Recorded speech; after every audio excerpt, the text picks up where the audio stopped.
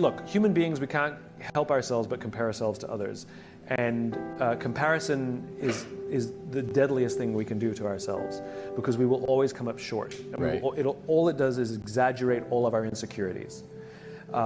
It's okay to enjoy other people's success, but you let them live their lives and you live your life. Oh, and by the way, they're curating their social media. That's not really their life.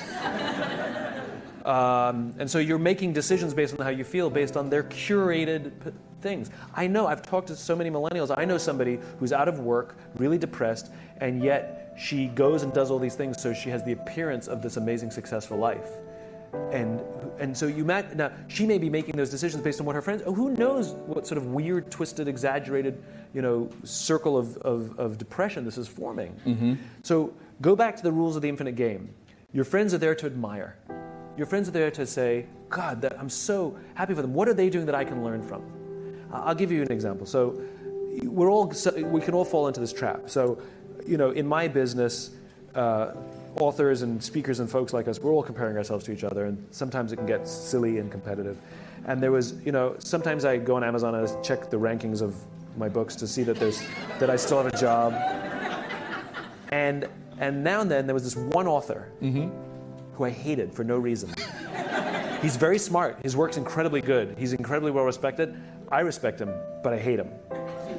And I would check the rankings of his books. And when I was ahead, I'd be like, yes. And when he was ahead, I was like, right? It would drive me crazy. And I had this weird abstract competition.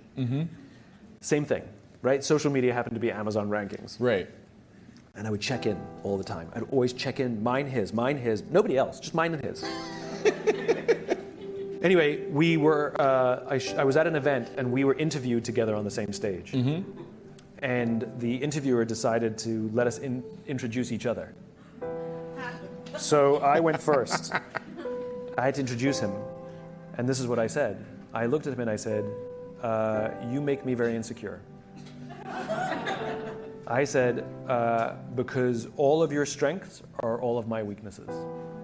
And every time I see you do well, it just reminds me what I'm bad at. That's how I opened up.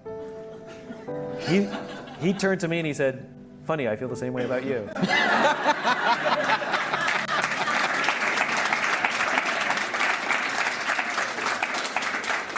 And now we love each other. Because I realized that he's really good at what I'm bad at. So by me getting to know him and really learning to love him, I'm realizing I'm getting better at those things. And I'm taking more pride in the things that I'm good at rather than thinking I have to be good at everything he's good at.